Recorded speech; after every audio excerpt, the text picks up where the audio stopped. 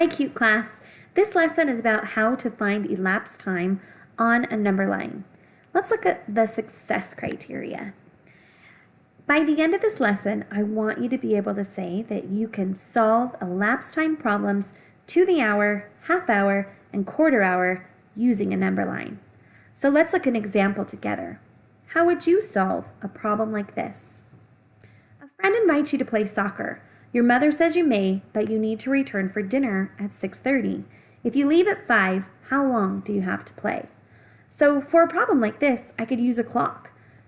I notice that I'm at 5 o'clock now, and I'm going to try to see how much time has passed by the time I get to 6:30.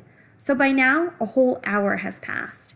If I continue on, now I'm at 6:30, which is another half an hour. So the total time that has passed on this is 1 hour and 30 minutes.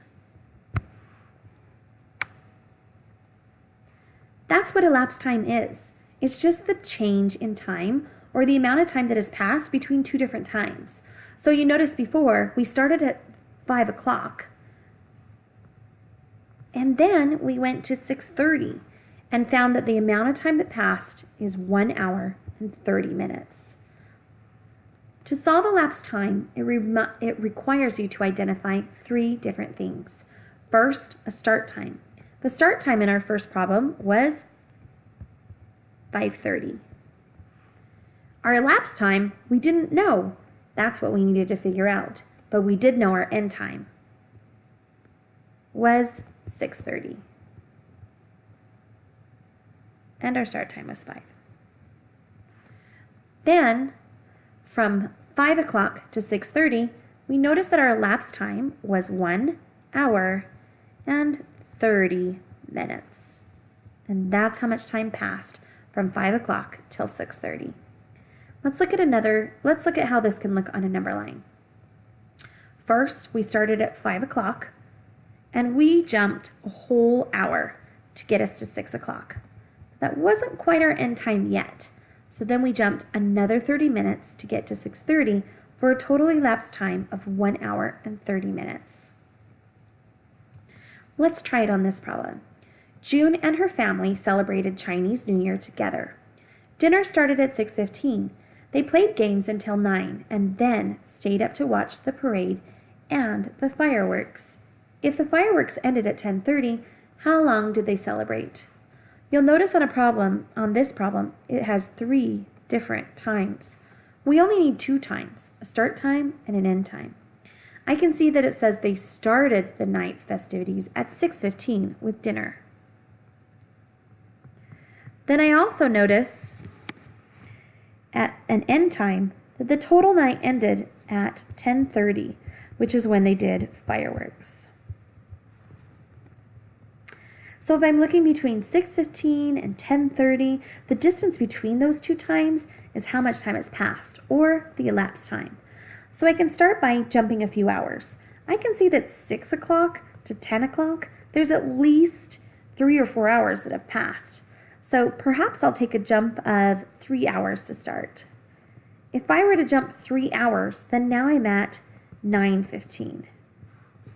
I still need to get to 10:30, so I still have a little ways to go. So perhaps I'll jump another hour. Plus 1 hour would get me to 10:15, which is not quite to 10:30 yet. So I notice I need only a quarter hour left, which is 15 minutes. In the end, I go back and I check the number of hours and the number of minutes, and that's my elapsed time. So I take my hours and combine them, which equals a total of 4 hours. Then I take my minutes, which is only 15 minutes, and find that my total elapsed time is 4 hours and 15 minutes. Let's look at another example. Gabe delivers the Sunday newspaper. The papers arrive at his house at 5:45 a.m. and should be delivered by 8:30 a.m. How long does he have to fold and deliver them? Well, I see my start time is 5:45 and my end time is 8:30. I recognize that between 5:45 and 8:30, there's a few hours that pass in between. 5:45 to 6:45 to 7:45. I can't go quite as far to 8:45, which should be 3 hours. So perhaps I'll just start with a jump of 2 hours. Plus 2 hours will put me at 7:45. Now I only need to go a little bit further to get to 8:30. But I know that I can't take another hour because that will take me to 8:45, which is past my end time. So perhaps I'll look for a pretty number. If I add 15 minutes, that gets me right to 8 o'clock, which is a pretty number.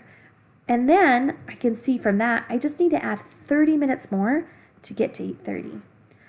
Finally, I go back and I add all my hours together, which is just 2 hours, and add all my minutes together, which is 15 plus 30, which is 45 minutes, for a total elapsed time of 2 hours and 45 minutes. So let's take a look at our success criteria.